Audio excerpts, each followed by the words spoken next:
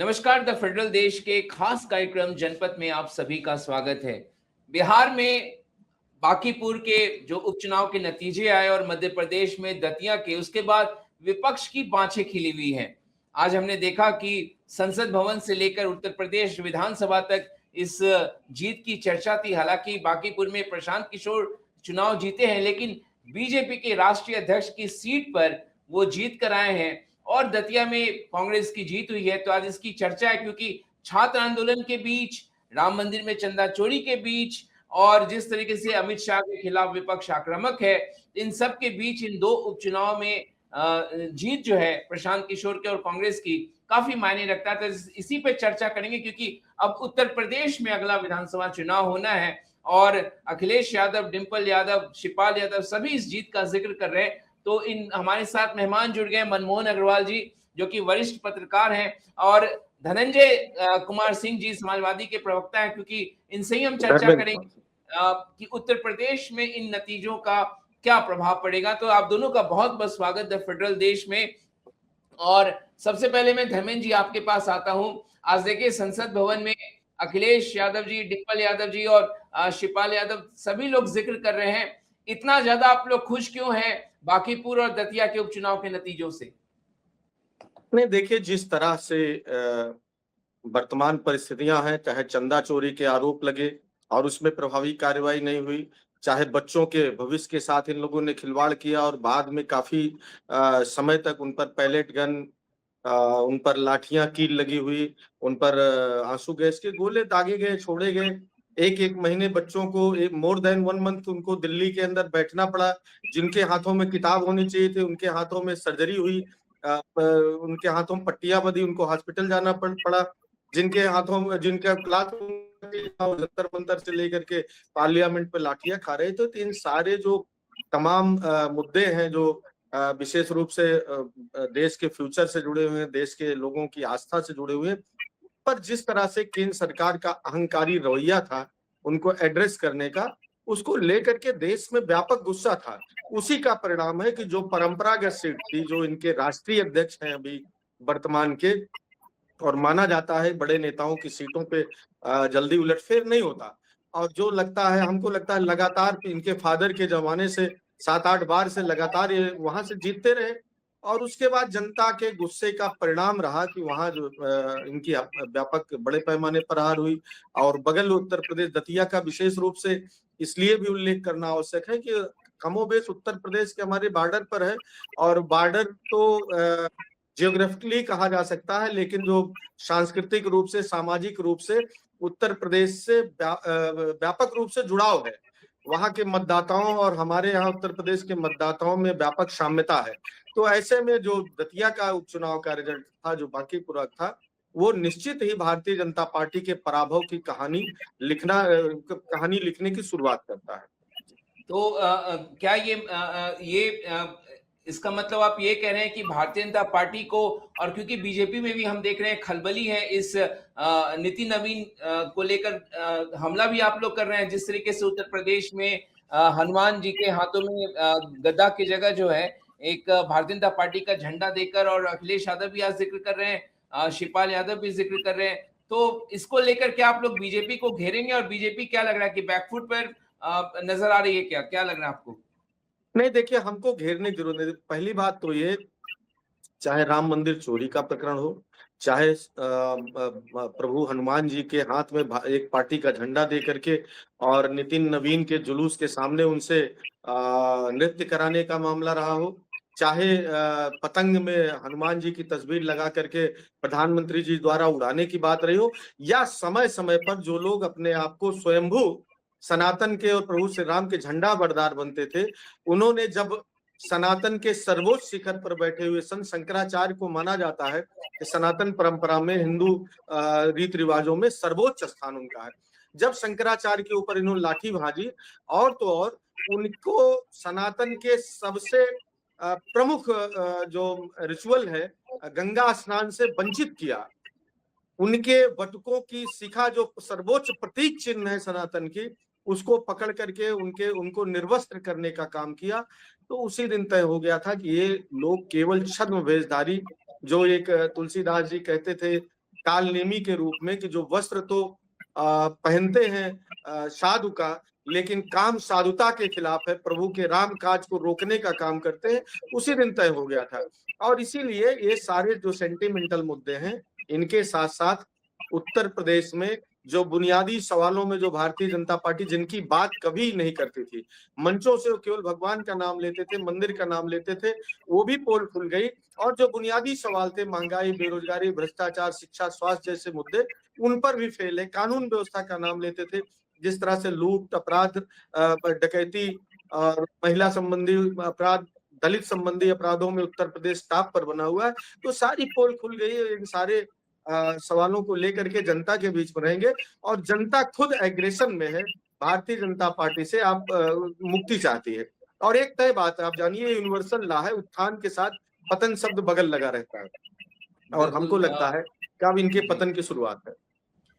जी धर्मेंद्र जी, और हम चलते हैं मनमोहन अग्रवाल जी। सर हमारे साथ जुड़े हुए हैं। सर क्योंकि आज सुबह से आप देख रहे हैं समाजवादी पार्टी के तमाम नेता, कांग्रेस के नेता बांकीपुर की चर्चा कर रहे हैं। प्रशांत, हालांकि जीत वहां जनसुराज की हुई, प्रशांत किशोर की हुई, लेकिन ये सभी नेताओं, बिल्कुल उनके चेहरे पे मुस्कुराहट थी। प्रियंका गांधी, तो क्यों ये लोग इतना खुश हैं? क्योंकि उत्तर प्रदेश में योगी सरकार अपना दूसरा कार्यकाल पूरा करेगी, लेकिन इन लोगों को क्यों, कुछ आपको लग रहा है कि ये लोग इतना खुश क्यों है इन नतीजों से? देखिए मनीष जी, ये बांकीपुर का जो चुनाव है, एक विधानसभा के दृष्टिकोण से देखा जाए चुनाव में तो कोई बहुत महत्वपूर्ण नहीं है कि वहां से कोई सरकार बदल जाएगी या कुछ और परिवर्तन राजनीतिक हो जाएगा। मगर हाँ, वो प्रशांत कुमार वो पी के चुनाव जीत गए हैं, और 35 साल का करीब उन्होंने भारतीय जनता पार्टी का किला है, जिसको माना जाता है कि वहाँ ध्वस्त किया है। जो राष्ट्रीय अध्यक्ष हैं भारतीय जनता पार्टी के, नितिन नवीन जी, उनके पिताजी भी वहां से विधायक हुआ करते थे। नितिन नवीन भी 2005 से लगातार वहां विधायक रहे हैं, और भारतीय जनता पार्टी के राष्ट्रीय अध्यक्ष बनने से पहले वो उसी बांकीपुर से ही विधायक थे। आज वो राज्यसभा में मेंबर हैं। मगर इतना जरूर है, जो मेरी जानकारी है, कि वहां पर जो मौजूदा मुख्यमंत्री हैं बिहार के, सम्राट चौधरी, उनके लिए निश्चित तौर से ये उपचुनाव की पराजय कहीं ना कहीं राजनीतिक डेंट जरूर लगा गई है। और ये संभव है कि कुछ भारतीय जनता पार्टी के अंदर भी जो वर्तमान मुख्यमंत्री हैं बिहार के, उनको लेकर के बहुत सामान्य सी स्थितियां नहीं वहां के नेताओं के बीच में। तो कहीं ना कहीं ऐसा भी हो सकता है कि ये एक चुनाव जो प्रशांत कुमार जीते हैं, ये वहां की सरकार में कोई बड़ा उलटफेर ना करा, मुझे ऐसा लगता है। दूसरा, मैं वो कहना चाहूंगा कि नितिन नवीन जी का चुनाव इस सीट पे प्रशांत किशोर का जीतना सिर्फ एक नहीं है, नितिन नवीन की एक सीट ही भाजपा के पास से नहीं गई है, बल्कि राष्ट्रीय अध्यक्ष अपना बूथ भी हार गए।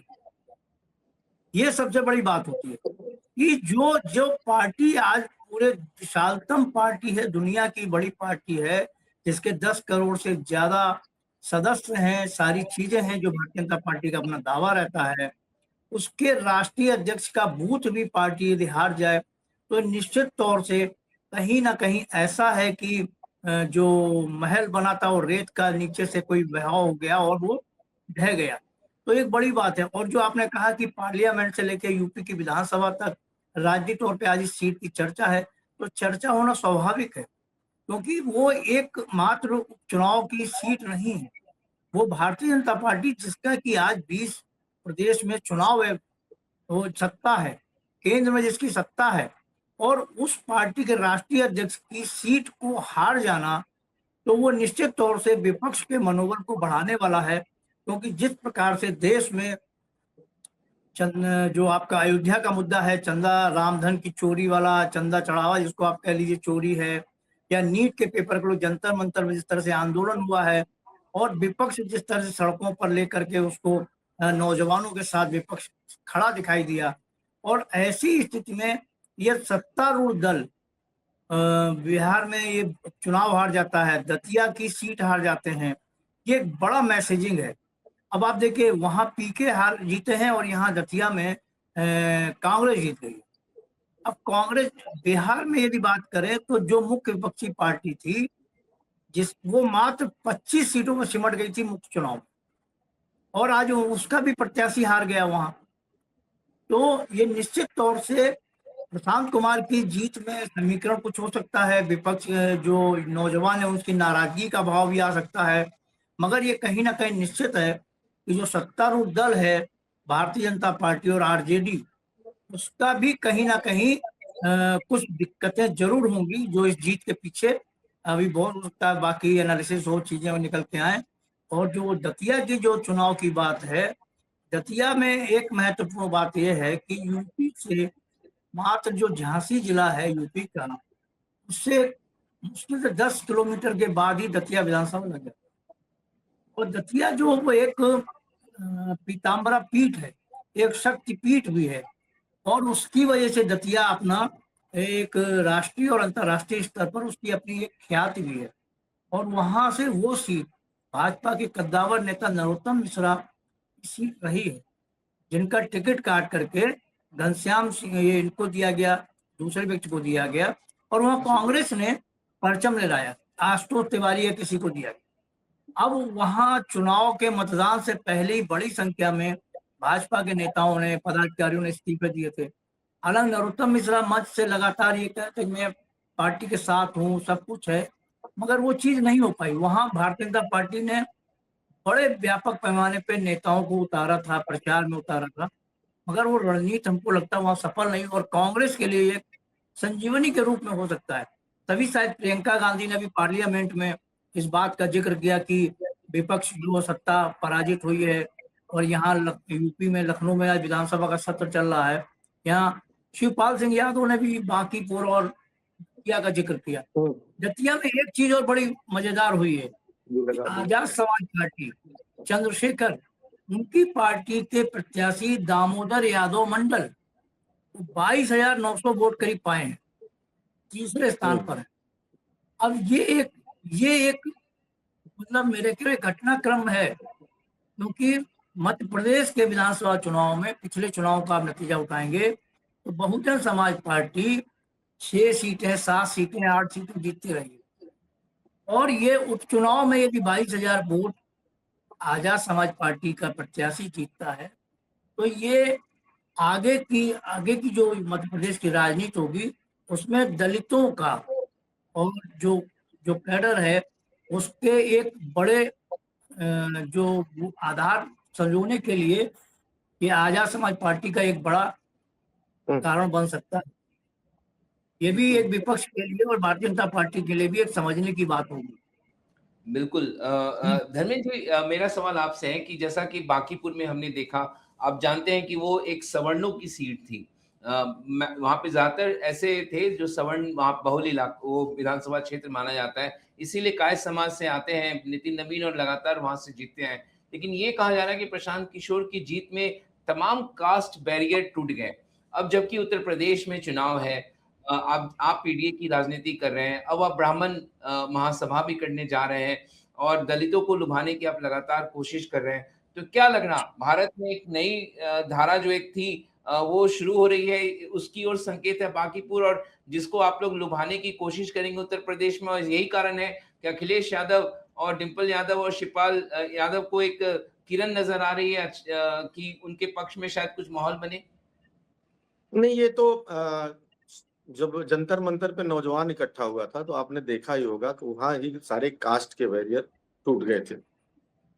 ये सही है कि भारतीय जनता पार्टी समय समय पर कभी धार्मिक आधार पर ध्रुवीकरण और कभी अगड़ा पिछड़ा और क्षेत्रीय आधार पर, भाषाई आधार पर भी, अभी आपने देखा साउथ के स्टेट्स में तमाम थोपने का प्रयास किया। ये उनकी मॉडस ऑपरेंडी रही है। लेकिन विशेष रूप से यूथ जो नौजवान है, पढ़ा लिखा जब पढ़ेगा इंडिया तो आगे बढ़ेगा। जो पढ़ लेता है नौजवान तो जान जाता है कि जो राजनीतिक व्यक्ति है या जो चतुर लोग हैं वो हमको जो भाषण दे रहे हैं उसमें कितनी सत्यता है और कितना बरगलाने का काम है। बरगलाना शब्द मैं इसलिए यूज कर रहा हूँ कि इनके भाषणों से जो बरगलाने का काम था, जिसके आधार पर इनको काफी सफलता मिली, ऐसा नहीं देश में इन्होंने सरकारें बनाई, लेकिन यूथ उससे जो है पूरी तरह अवेयर है, और उसका परिणाम है कि ये चाहे बांकीपुरा की बात हो चाहे वहां की बात हो। और हमको उम्मीद भी है, होना भी चाहिए, जाति बैरियर टूटेंगे तभी देश एक अच्छा निर्णय ले पाएगा। जाति बैरियर हो, धार्मिक बैरियर हो, टूटे, संविधान की बात हो, देश में रहने वाले प्रत्येक नागरिक की बात हो, समाजवादी पार्टी यही चाहती है। दूसरी बात देखिए ऐसा है, जो आप चर्चा कर रहे थे भगवान राम से जुड़े हुए चंदे की बात, अयोध्या में मंदिर निर्माण के बाद भारतीय जनता पार्टी का जो नैरेटिव था, ये लग रहा था कि उत्तर प्रदेश के अंदर अब तो जो है कोई दूसरी पार्टी रहेगी ही नहीं। एक ऐसा उन्होंने गढ़ने का काम किया। लेकिन सब राम जी की महिमा अपरंपार है। उन्होंने क्या किया, अपने से जुड़े हुए चाहे अयोध्या से लेकर के रामेश्वरम तक जो भी स्थल थे, वहां से हमको लगता है हम लोगों से पहले प्रभु श्री राम इनके छल को पकड़ लिए थे, जान गए थे। निर्माण में ही इनके कमीशन को जान गए थे, खरीद फरोख्त में कमीशन को जान गए थे, चंदे में चोरी को पहचान गए थे। इसीलिए उन्होंने सारे स्थानों से लोगों को भाई हम तो कह रहे हैं हर व्यापक सर्वत्र समाना, जो भी निर्णय होता है सब उनकी कृपा से होता है। उन्होंने इसीलिए सभी जुड़े हुए स्थानों से इनको चेतावनी दे दी थी, हराने का काम किया था। और उत्तर प्रदेश के नौजवानों ने 2024 में विशेष रूप से अपना मैंडेट व्यक्त कर दिया था कि भारतीय जनता पार्टी के खिलाफ उत्तर प्रदेश का यूथ हो, उत्तर प्रदेश का किसान हो, उत्तर प्रदेश की आधी आबादी हो, उत्तर प्रदेश का नौजवान हो, पिछड़ा हो, दलित हो, सारे लोग उत्तर प्रदेश की सरकार और केंद्र की भाजपा सरकार से तंग आ चुके हैं। और कमोबेश उसी दिशा में हम लोग पहले भी कहते थे, ये तो शुरुआत है, टेलर है, असली पिक्चर 2027 में इनको उत्तर प्रदेश से पूरी तरह सफाया हो जाएगा। और ये जो बांकीपुरा और जो दतिया के अगर विश्लेषण करते हैं, तो जो हम लोग उत्तर प्रदेश में कहते थे वो दिखाता है, उसकी एक तस्वीर छोटी सी दिखाता है कि ये होने वाला है।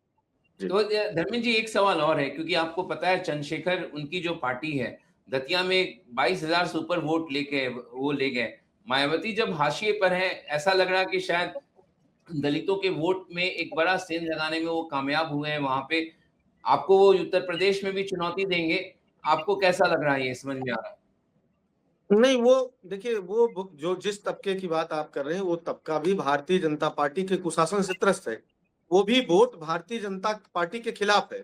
जहां तक उत्तर प्रदेश का सवाल है, ये सर्वविदित है कि बहन जी ने जो सामाजिक न्याय की लड़ाई बाबा साहब भीमराव अंबेडकर जी ने शुरू की थी, जो मान्यवर काशीराम जी ने जिसको धरातल पर उतारा था, उस आंदोलन को ये एक राष्ट्रीय पार्टी, एक भारतीय जो सत्ताधारी दल है, उसके कार्यालय में इन्होंने गिरवी रख दिया।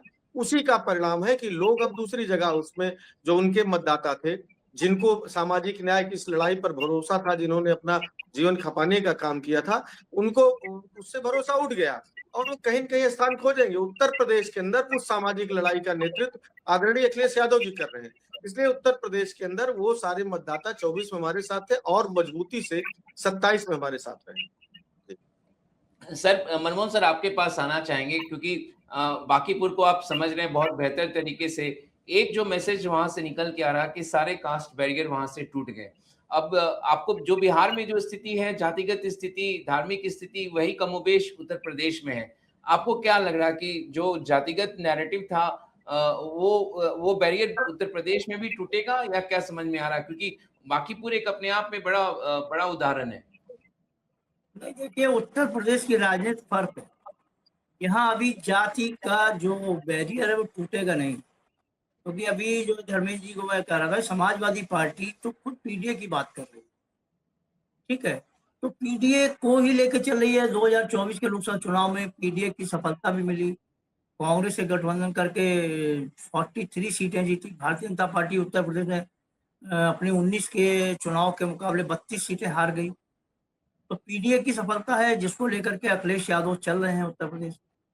अब आप देखिए कि यहाँ निश्चित तौर से ये जो बांकीपुर का चुनाव है, दतिया का जो चुनाव, ये निश्चित तौर से यूपी के 2027 के चुनाव को कहीं ना कहीं डेंट जरूर करेंगे। उसका इम्पैक्ट, असर अभी से कुछ दिखाई निश्चित तौर से पड़ेगा। हालांकि यह चुनाव में अभी कई महीने बाकी हैं, मगर जो अयोध्या का मुद्दा है, जो चढ़ावा चोरी का इशू है, जो बात आ रही है, उसको लेकर के लोगों के, आम जनमानस के अंदर बाकायदा एक आक्रोश निश्चित तौर से बढ़ा। लोगों के अंदर उनकी भावना आहत हुई है, क्योंकि राम मंदिर जो है वो लोगों की आस्था का बहुत बड़ा एक प्रतीक है, कि उनकी आस्था है उसमें। लोग सुबह उठ करके इसमें ध्यान करने के बाद राम राम का नाम लेते हैं, या सामान्य उसमें भी राम राम करते हैं।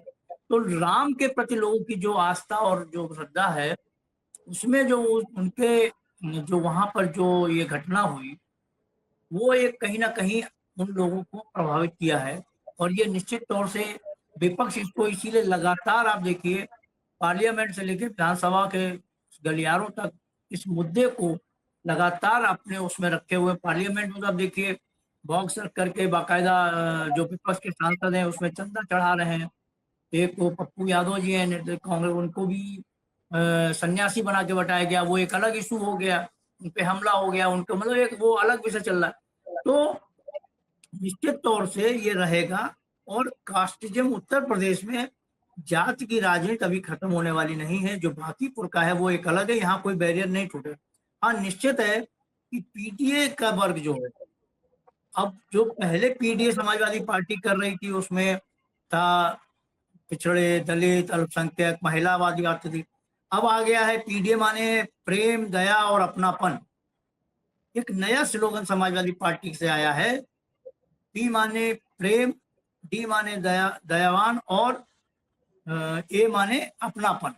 मतलब सारे लोगों के बीच में ये एक नया स्लोगन आया है और उस चीज को आगे बढ़ा रहे हैं। हालांकि समाजवादी पार्टी भी पीडीए के साथ साथ, अब उस पीडीए में दूसरा भाव निकलता था, और ये जो दया, प्रेम, दया, अपनापन जो आया है, इसमें दूसरी चीजें निकलती हैं।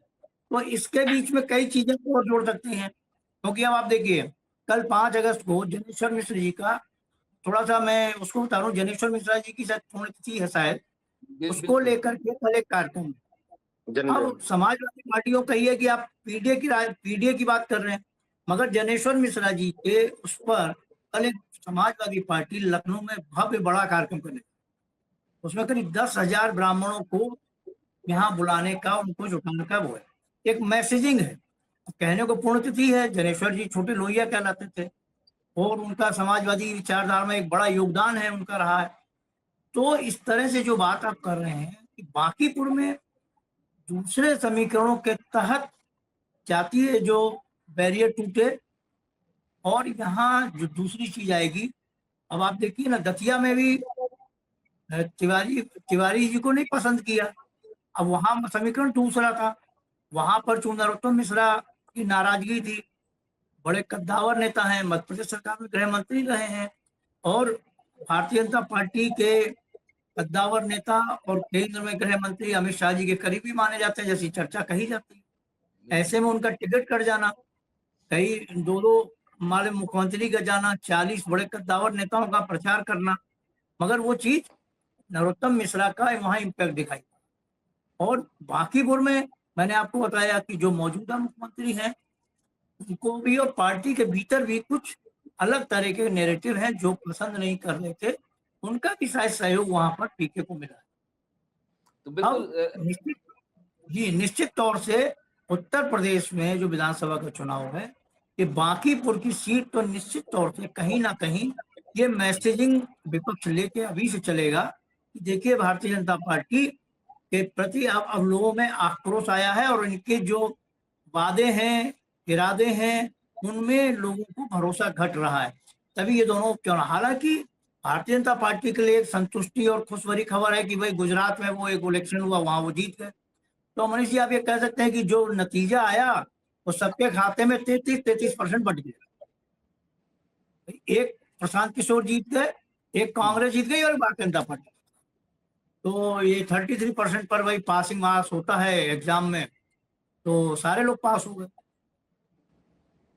जी बिल्कुल, लेकिन जाहिर तौर पर बांकीपुर, एक क्लोजिंग कमेंट आपसे लेंगे धर्मेंद्र जी। तो माना जाए कि बांकीपुर को आगे करके और आप लोग उत्तर प्रदेश में एक बड़ा अभियान लेकर चलेंगे, क्योंकि कहीं ना कहीं आप लोग का मॉरल तो इससे जरूर बूस्ट हुआ होगा, आपका मनोबल तो जरूर इससे बढ़ा होगा। नहीं, ये बात सही है कि जब परिणाम अनुकूल आते हैं तो आपके आंदोलन को गति मिलती है, इसमें कोई दो राय नहीं। एक जो 5 तारीख की बात हमारे वरिष्ठ साथी कह रहे थे, 5 तारीख को हमेशा हमारे नेता आदरणीय अखिलेश यादव जी नेताजी रहे हों, हमारे जिनको छोटे लोहिया के हम लोग के नाम जानते थे, उनकी जन्म जयंती मनाई जाती है और प्रतिवर्ष बहुत भव्य तरीके से हम लोग मनाते हैं। फगवाड़ा भी हम लोगों ने मनाया था, तो ये उसी कंटेस्ट में हम प्रतिवर्ष मनाते हैं। इस बार कुछ समाज के कुछ लोगों ने कहा कि हम और अच्छे से ऑर्गेनाइज करना चाहते हैं, तो राष्ट्रीय अध्यक्ष एक बहुत दिव्य और भव्य, कभी लखनऊ आइएगा तो जरूर देखिएगा, जनेश्वर शायद मिश्र वो का जनेश्वर पार्क में होना था कार्यक्रम, लेकिन अब जनेश्वर पार्टी मुख्यालय में हो रहा है, क्योंकि सरकार ने अनुमति शायद नहीं मिली शायद, वहाँ जनेश्वर में अनुमति नहीं मिली शायद। जी कोई बात शायद नहीं, वो- हम ये करें जनेश्वर मिश्र पार्क में उनकी है, लेकिन आइएगा जरूर, उनके नाम पे जो स्थापित किया है बिल्कुल लोगों ने। और लखनऊ की लाइफ लाइन वो और लोहिया पार्क 2 है। खैर, हम बिल्कुल उससे बेहतर मुद्दे पर आते हैं जो आपने सवाल किया। देखिए, हम 2024 से ही, हालांकि जनता के बीच में हमेशा रहे, लेकिन कभी कभी होता है आप अपनी अच्छी बात भी जनता तक नहीं पहुंचा पाते हैं, या जिस वे में आप रखते हैं उनको समझ में नहीं आती है, और लोगों की जो के नैरेटिव है या सामने वाले के, वो बेहतर समझ में आता है। दुष्परिणाम रहा होगा, हम लोग अच्छा काम 12 से 17 में किए थे, और जनता के प्रत्येक हित के लिए, चाहे वो जिस वर्ग का रहा हो, चाहे जिस समाज का रहा हो, गरीब तबके के लिए जो भी योजनाएं ले आए थे, सबके लिए बेहतर और सर्वांगीण, चाहे उधर बुंदेलखंड हो, पश्चिमांचल हो, पूर्वांचल हो, चाहे अवध का क्षेत्र हो, सब में करने का प्रयास हुआ। विकास की गति की बात रही हो, अब उस समय जब कोई सोच नहीं सकता था उत्तर प्रदेश जैसे राज्य में अपने पैसे से एक्सप्रेस वे बनाने का, मेट्रो चलाने का, सीजी सिटी जैसी इंडस्ट्री का हब एक बनाने का, तो उस समय हम लोगों ने करके दिखाया। हमारे नेता बाहर जाते थे तो कुछ नई चीज सोच करके आते थे। एक साइकिल ट्रैक का उन्होंने लखनऊ के अंदर साइकिल पथ का निर्माण भी किया था, जिस तमाम दुनिया के देशों में किया जाता है। हेल्थ के अवेयरनेस से भी, और लोगों को जब संसाधनों का भी, पेट्रोल डीजल की क्राइसिस आ रही थी तो बड़ा काम आता। ये जो तमाम विजनरी सोचे थी वो लेकर के आए। चाहे पुलिस का एकीकृत कंट्रोल रूम की बात हो, महिला उत्पीड़न में जो 1090 की स्थापना रही हो, लेकिन उसके बाद भी वो बात हम लोग जनता तक समझाने में असफल रहे। वो जा करके 2024 में जब इनके 2 सालों के दो कार्यकाल का कृत्य जनता के समझ में आया, तो उन्होंने 24 में उसका परिणाम में दिखा। और वो सारी बुनियादी सवाल जो है, हम इसलिए उसको रिलेवेंट मानते हैं कि वो यथावत बने हुए हैं।